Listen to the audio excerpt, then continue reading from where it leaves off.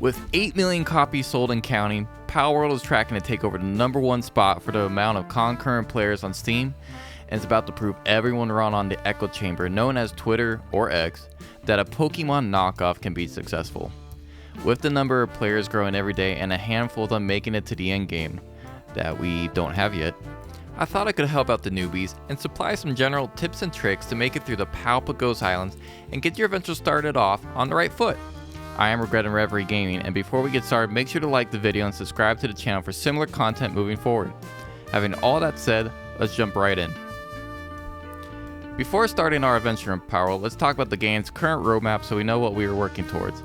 In the roadmap that was provided a couple days ago from the developers, we see that we are going to be receiving actual end-game content, such as new boss battles, raids, and best of all, player versus player combat. On top of these additions to the game, Pocket Pair is also working on Xbox and Steam crossplay with server migrations and transfers in mind.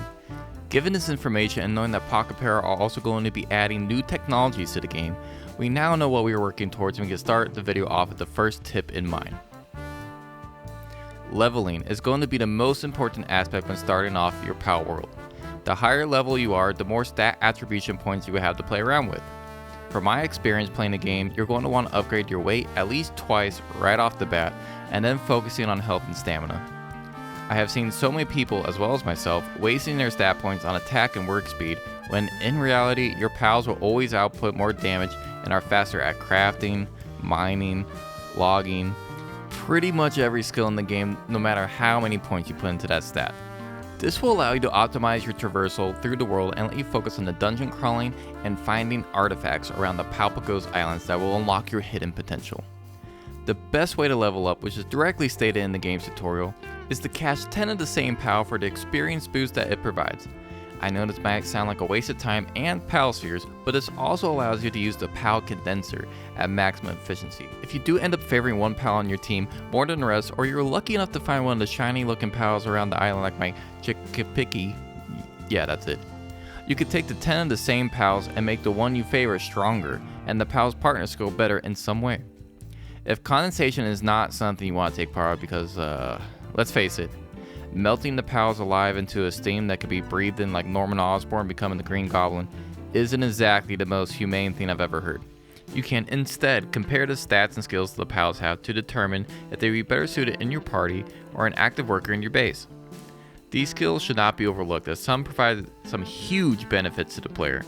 For example, if you assign Vixie to the ranch at your base, they will then be able to dig up PAL spheres and arrows for your use.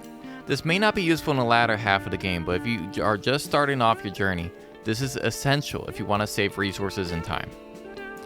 I kind of hinted at the next tip in the last segment, but one of the most important things that you can acquire early in the game is a flyable mount. This cannot be understated of how essential this is. Even though the first flyer you run into is Nightwing, and he's really slow, having that vertical advantage on traversing the world makes it easier to find better PALs or mineral deposits, and most importantly, the Lift Monk effigy statues. These statues, when you have tamed enough of them, will allow you to upgrade your catch rate and upgrade your PALs if the condensation method isn't exactly for you. I would ignore the upgrading PAL option though, since these statues are limited in the world, and having a higher catch rate personally is more important, because it does make the condensation method, a little more viable. We have to keep in mind that we are preparing for the endgame of Palworld when PvP and raids become available, so we need to utilize our resources effectively. The next tip that I would have to give is do not use your technology points on everything that is available. Be selective in what you unlock, as some of the items do not serve any purpose other than aesthetics, or what they do is simply not that useful. There is one item in particular that I lose sleep over at night, and I shouldn't have blocked this one, and that's the grapple gun.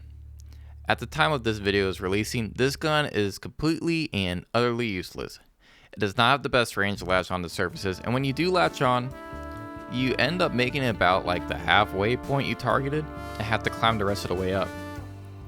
I would just try to avoid this entirely and save the ancient technology point for something else, especially if you're using a mount anyways.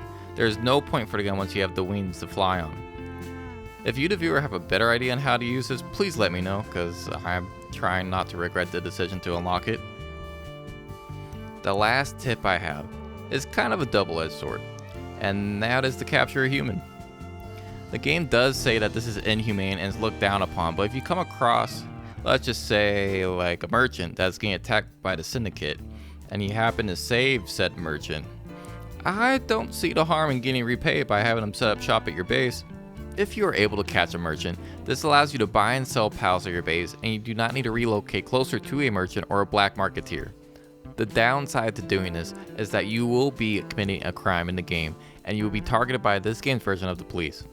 Luckily, if you die to them, you're just gonna spawn back at your base where your belongings are anyways, so there really isn't a downside to this currently. If you are really feeling up to it, you could try to capture the black marketeer. Good luck with that though. That seems like one guy you're gonna be having a hard time with. With all that being said, that brings us to the end of the video. I hope this provided some basic useful information that can be utilized to get prepped for the endgame. I am sure I'm missing a lot of helpful tips and tricks, so leave a comment if you have a couple that you would like to share. Once again, if you liked the video, leave a like and subscribe to the channel. If you like heavy metal and want to cry your heart out to some emo songs, I'm in a band called CZYK. The link to our most recent music video without a trace should be popping up now. Thanks for watching. I hope to see you next time.